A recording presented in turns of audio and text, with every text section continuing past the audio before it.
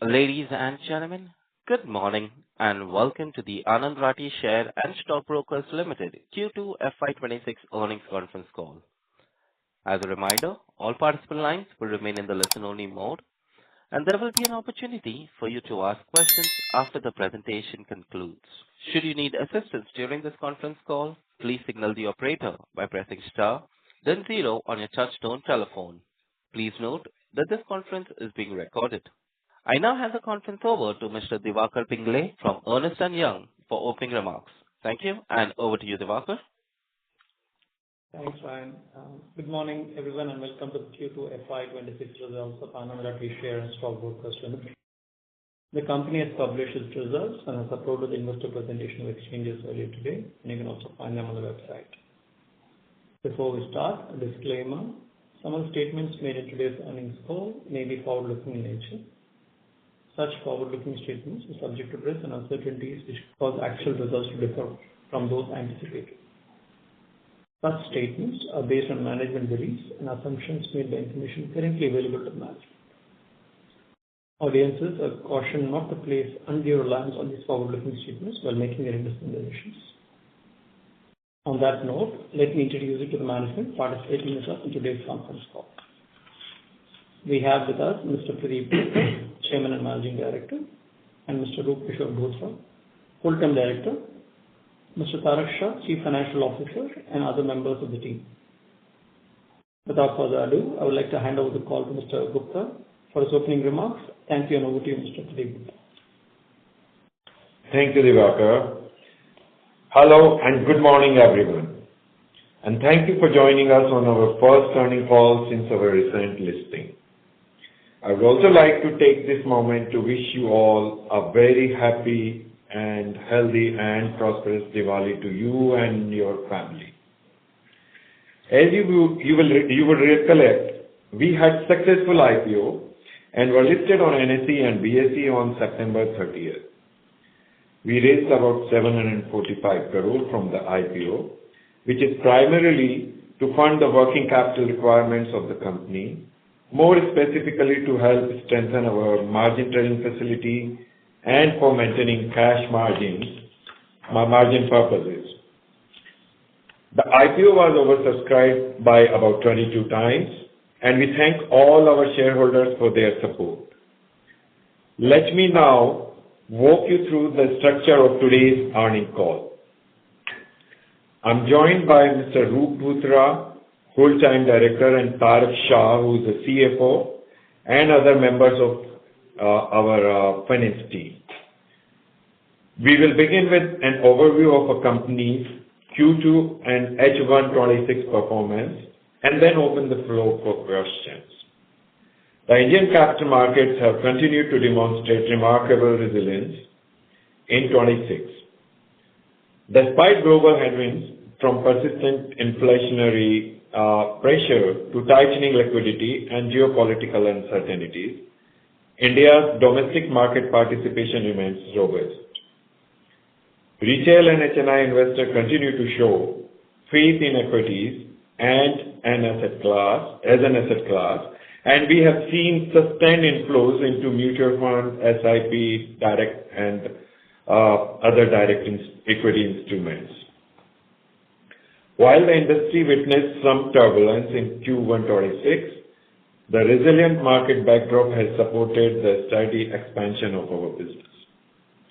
As of September 25, our total asset under custody stood at around 1,01,961 crore, growing by about 39% compared to 73,374 crore in the corresponding period last year. We also witnessed a healthy growth in our NCF book, which stood at about 1,085 crore, up by about 41% from 771 crore last year. This demonstrates not only the strength of our retail and HNI client relationships, but also the trust investors place in our advisory and broking capabilities. Our total assets under management stood at about 7,736 crore, up from 6,776 crore in the same period last year, reflecting our clients' continued confidence in our commitment to prudent financial stewardship. All of this led to our total consolidated revenue from operations standing at about 228 crore for Q2 26, representing a 13% Q-on-Q growth, EBITDA at about 93 crore, representing 24% sequential growth, and a healthy margin of about 41%, and our PAT at about 28 crore, representing 22% Q-on-Q growth and 12% PAT margin. Our diversified revenue model continues to be one of our biggest strengths. Broking and related services, which include brokerage income, deposit income, and interest on delayed payments, continue to remain our core business driver, contributing 51% of quarterly revenue at around 116 crore. However, the contribution from our distribution business and margin trading facility business continues to rise steadily, enhancing the quality and predictability of our earnings. Our distribution income stood at about 31.6 crore during Q2 financial year 26, representing a healthy 74% YOY growth, while our interest on MTF stood at 36.4 crore, surging by as much as 24% YOY. On a half-yearly basis, total revenue stood at about 430 crore and PAT margin at about 51 crore. And income from broking and related services stood at 226.7 crore, representing a 22% drop in YOY, while our interest on MTF income stood at 64.5 crore, and our distribution income stood at 52.6 crore, representing a healthy year-on-year growth rate of 16% and 55% respectively. Coming to operational aspect, we had an active client base, that is the segment of client from our total client base, from whom we earn revenue of 1,49,849 customers as of Q2 financial year 26. The depth of our relationship is a key strength for our company. I'm happy to report that the total active clients as of first half 26, 57% of them have remained engaged with us for over 3 years, and 43% of them have been with us for over 5 years. 84% of our active clients fall in the age bracket of over 30 years. This is a key age demographic that translates into a greater investable corpus and more investment maturity, often needing multiple investment product and advice. Our client vintage, average age profile, and our personalized client management approach have constantly resulted in us enjoying one of the highest ARPC in the industry. For this first half 26 and second quarter FY26, our ARPC stood at 16,671 and 10,302 respectively. Finally, our balance sheet continues to strengthen. The debt equity ratio has improved significantly to 0.93, down from 2.31, marking a clear step in our journey towards a more efficient and resilient capital structure. On that note, I now hand over to our whole-time director, Mr. Roop Bhutra, to take us through the financials. Over to Roop Bhutra.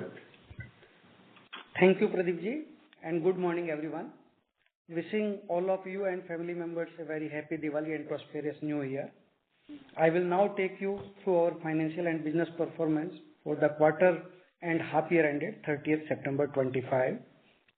As Pradeepji mentioned, Q1 26 was a challenging period for the industry, as it grappled with multiple global headwinds such as geopolitical tensions, that heightened volatility across international markets, tariff-related disruptions that hampered trade flows, and sustained outflows by foreign investors, etc.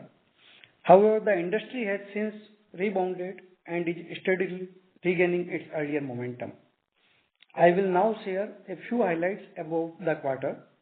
During Q2 financial year 26, our total consolidated revenue from operations, EBITDA and PAT stood at 227.2 crore, 92.6 crore and 27.9 crore respectively, reflecting sequential quarter-on-quarter growth of 13%, 24% and 22%. EBITDA margin was 40.8%, while PAT margin stood at 12.2%. On a half-yearly basis, our consolidated revenue from operations stood at 428.3 crore, representing a slight decline of 3% on YOY basis, while EBITDA and PAT stood at 167.4 crore and rupees 50.7 crore respectively, with EBITDA and PAT margin of 39.1% and 11.8% respectively. Now I would like to communicate about the segmental performance. Coming to the segmental breakdown of our revenues, the mix between broking segment comprising income from broking and related services and the non-broking segment comprising interest from MTF and distribution income was 51% and 30% for Q2 financial year 26 and 53% and 27% for half year 26. Breaking it down further, during Q2 financial year 26, we earned rupees 115.8 crore from broking and related services, rupees 36.4 crore from interest on MTF, rupees 31.6 crore from distribution income, and rupees 43.5 crore from other income from operations. During quarter ended September 30, 25, income from broking and related services grew 4% sequentially, while interest on MTF and distribution income registered robust quarter-on-quarter growth of 30% and 50% respectively. We bring to your kind attention that during the same quarter, the exchange turnover in cash segment reduced by 6%. Within the broking segment, we are maintaining the mix between the equity cash segment and F&O and other segment at 50-50 each. Of our 92,326 active broking clients, 97% or 89,208 clients actively traded in the equity cash segment, alongside their participation in other segments including F&O, currency and commodities. Our total active clients stood at 1,49,849 during the quarter and 1,73,998 during half year 26. And our asset under custody as of September 30, 25 stood at 1,01,961 crore. Now I would like to communicate about our MTF book. Our MTF book continued to grow steadily, surging 41% YOY and 26% quarter on quarter and stood at rupees 1,085 crore. The MTF facility, which enables clients to leverage their investment for potentially enhanced returns while managing risk, remains a key component of our comprehensive investment solutions. Interest income from our MTF book stood at rupees 36 crore during Q2 financial year 26, representing a healthy jump of 24% year on year. I am delighted to highlight that we had zero NPAs on the MTF book and that 66% of the outstanding as of September 30, 25 was from clients whose holdings were under rupees 1 crore mark. Now I would like to communicate about the distribution revenue. We actively continue to distribute various financial products including mutual fund, PMS and AIFs. As of September 30, 25, our total AUM under distribution stood at rupees 7,736 crore, a 14% jump year on year basis. I am delighted to highlight that recently the company has also acquired corporate agency license in insurance broking space, and accordingly the company added one more wing in its distribution revenue stream through distribution of insurance products. I would like to highlight that growth in AUM occurred even after the backdrop of a sluggish capital market, with the M2M of the BSE falling by as much as 6.58%. Our ability to expand AUM in such an environment underscores the confidence and loyalty our customers have in us. Our income from distribution for the quarter stood at rupees 32 crore, representing a 74% jump year-on-year. Our wide geographical reach is something that we are proud of at Anand Rathi. As much as 71% of our total active clients are from Tier 2 and Tier 3 cities. As of 30th September 25, we had a pan-India footprint across 351 cities through 92 owned branches and 1250 business partners which are franchisee. With that update, we can now open the floor for questions. Thank you. Ladies and gentlemen, we will now begin the question and answer session. Anyone who wishes to ask a question may press star and one on their touchtone telephone. If you wish to remove yourself from the question queue, you may press star and two. Participants are requested to use their handsets while asking a question. Ladies and gentlemen, we will wait for a moment while the question queue assembles. Ladies and gentlemen, if you wish to ask a question, please press star and one. This is Divakar Pingle here. I think let me just get the proceedings kick started. Pradeep, I had a question for you. What is the expected mix between the broking and non-broking business going forward? We see that the non-broking segment contribution has been growing over the past quarters. So just wanted to get a fair feel of how you see this mix over the longer term. I'm not asking the specific numbers, but a general trend of where you see this going forward. Thank you, Divakar, and for the question whoever has raised. As a philosophy, we have been maintaining and we have been trying to reach to revenue ratio between broking and non-broking to be seen at 60-40 over a period of time. But very clearly in next 2 years, by 2027, along with the growth in both the segment proportionately, we are trying to achieve 50-50, 50% from broking and 50% from non-broking kind of a revenue. That's what we are trying to achieve, and here we are trying to aim. That's useful. Maybe another one which I want to kind of just add on before the other participants get onto the line is more on your MTF business. I think Roopji did allude to it. How do you see that business growing? Obviously, there seems to be a lot of focus on that particular business. So just wanted to get a fair feel of how do you see that business growing, and given I think that seems to be the exciting part of the business. Thanks, Divakar, for this relevant question, for which we have brought this particular, I can say, IPO. Here already, if I will say the March end number that was there at 685 crore, which has already reached to 1085 crore by this September end. And our idea is that how we can reach to almost 1500 kind of number by this particular financial year and into MTF side. And our growth, I can say, demand which is there, and earlier this particular demand was restricted more towards the fund side, and now with the availability of funds, more resources available, we will able to increase our book size without compromising on any risk related parameter. Thank you, Roopji. Thanks for that. Very useful. Ryan, you can take people from the queue, please. Thank you. We take the next question from the line of Swarna Mukherjee from BNK Securities. Please go ahead. Hi, sir. Thank you for the opportunity. I had a couple of questions. So one is on the MTF book. So with the capital raise, right now, what is our thought process? How much can we scale up the book from current levels? If you can give some highlight on that. And second is this other operating income that you have provided in the presentation. If you can throw some color on that, what do they comprise of? That would be very helpful. So these two are my questions. Thank you, Pranav. and wish you a very happy Diwali to you and your family first.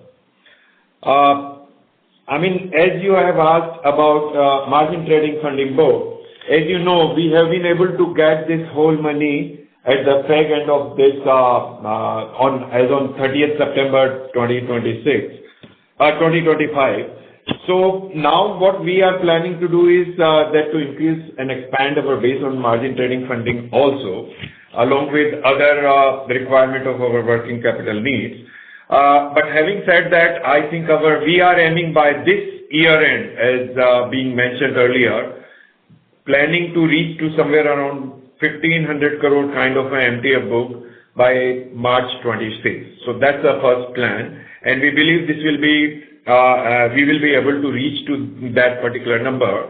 We have been, we got restricted because of funds requirement, and obviously our debt equity, which we would like to keep under control, under 2, and that's what we were trying to do. You might have seen it has already been improved now. With regards to, about operating income, which is other income which you are trying to ask, this is largely interest on various fixed deposits which are being placed to the stock exchange for getting, bank guarantee, for providing bank guarantee to stock exchange. And these fixed deposits, this money is being parked with the banks and, getting bank guarantee and providing to exchanges for getting various different kind of limits from the exchanges. So these are the largely working capital limit requirements. So in other income, we have got interest on fixed deposit one part and slightly other smaller revenue which are coming from various different activities. I hope I have been able to answer. Anna? Yeah, very clear, sir. I just have a couple of follow-ups on this. So firstly, on the MTF book with the, I guess that we are allowed to scale it up to, I think, around 5 times of our net worth. So what is the headroom? Like you mentioned, 1,500 crores by the end of the year. But what would be, at the current standing, the headroom that we'll have available without any further borrowings or capital raise where we can take it? So that is the first one. And on the, fixed deposit rate led income, so this would be our own money, or this is like customers' money, so float income on that, or is backed by our borrowing? Just wanted to understand that. Yeah. So, Ruji would like to share? Yeah. Yeah, sir. I'm reverting back. Yeah. So in regards to you have mentioned in the availability of this particular that 5-time related thing. So our earlier capital base, which was there around 550 CR, and currently with this addition of the money, it's already 1200 CR in total basis. Out of that, 50% money you can utilize for the MTF purpose, and balance can be done through the loan related aspect. Currently, our debt equity ratio is just 0.92, so we have further room, very well, I can say, room available in terms of the borrowing.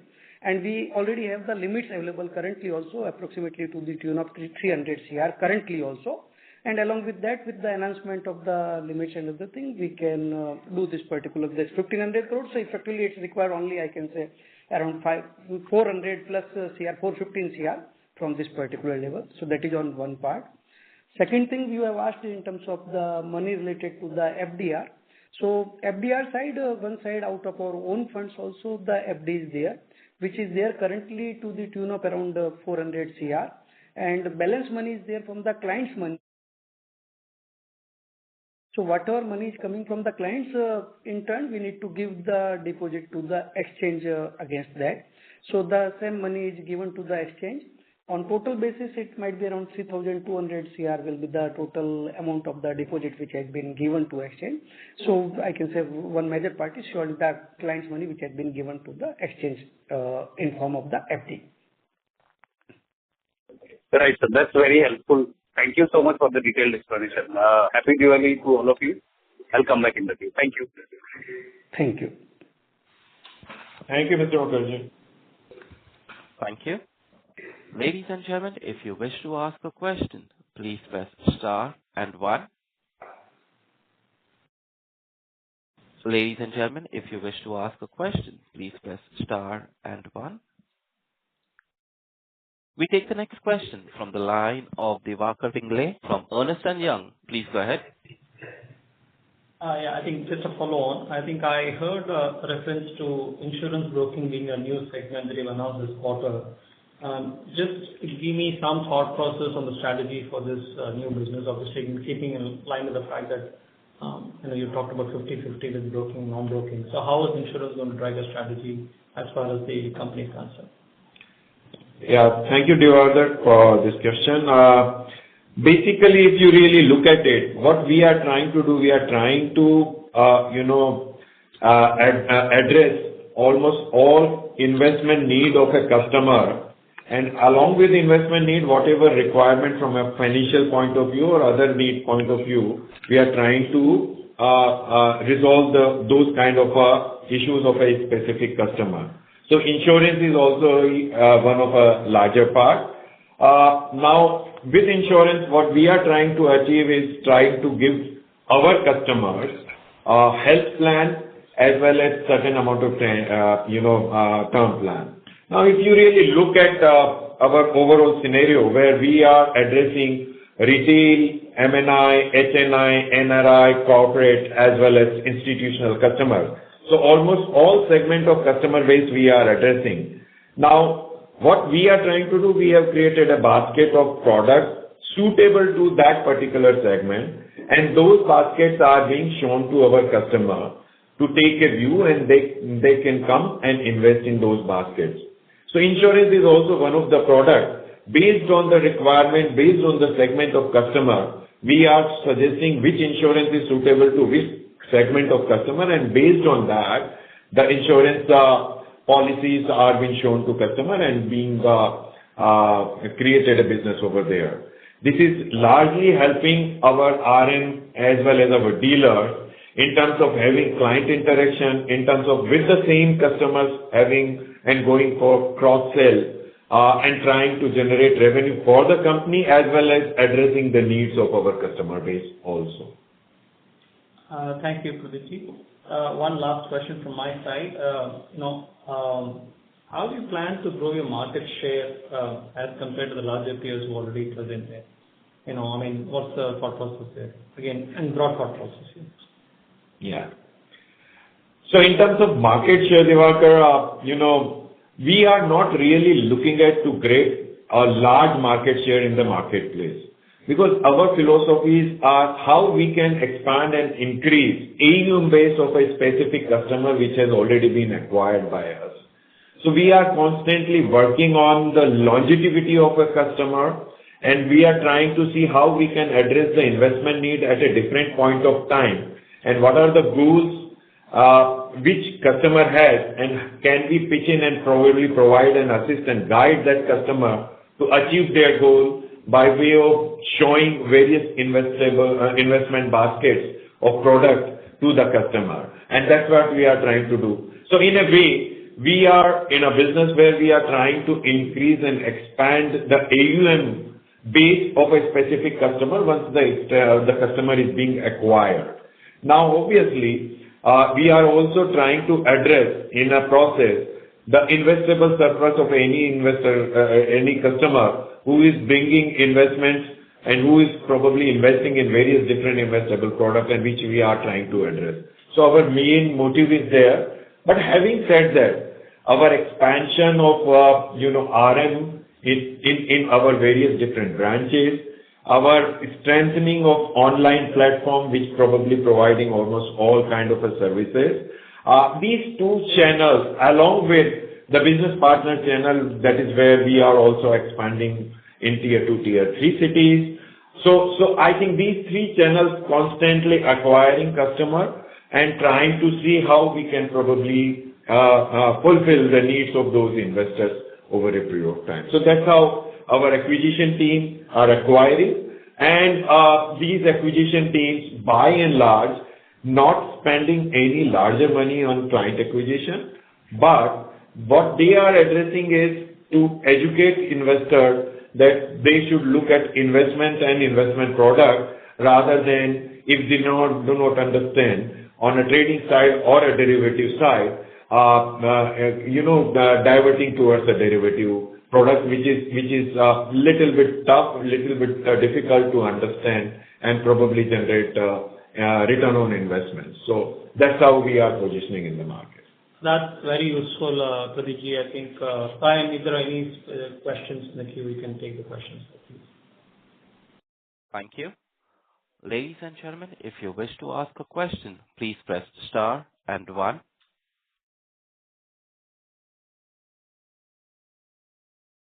A reminder, ladies and gentlemen, if you wish to ask a question, please press star and one.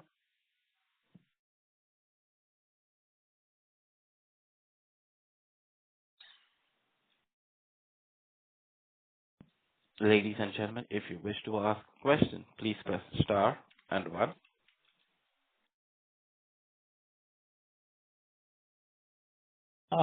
Given there are no other questions in the queue, I think I'll leave it to Pradeep to give his closing remarks as far as the company is concerned. And given this is a first call, in case there are any specific thought process you have, you could put that out here. Thank you. I think, friends, in total, the whole management team of the company and every single person is literally driving the philosophy which is being created, and we are trying to achieve our targeted goal and trying to see how we can create over a period of time complete revenue mix of broking versus non-broking, and trying to see that how this company can have a sustainable, continuous basis, growth-oriented revenue stream by way of a proper revenue mix of broking versus non-broking. And that's what we all are achieving. This year-end target, which is March 26, in terms of MTF, we are planning and trying to reach to somewhere around 1,500 crore. In terms of AUM of our distribution book, we are aiming somewhere around 9,500 crore plus minus. I think these are the two factors which will further strengthen and give us a good growth in terms of our non-broking side. And obviously, insurance is something which has started, and we will be able to achieve good number over there also in this quarter. And having said that, I personally believe the next half is going to be little better, much robust in comparison to the last year's second half. And we believe that we are going to have good amount of traction in revenue of broking also over there. So I think, and as a result, I think this company will surely and definitely grow over a period of time on a sustainable, consistent growth over a period of time. Thank you. Thank you, Pradeep. On behalf of Anand Rathi Share and Stockbrokers Limited, my pleasure to kind of close the call, and happy Diwali to everyone, and we'll see you again in the next quarter. Happy Diwali to all of you, all over. Happy Diwali. Thank you. Thank you. Ladies and gentlemen, that concludes this conference. Thank you for joining us. You may now disconnect your line.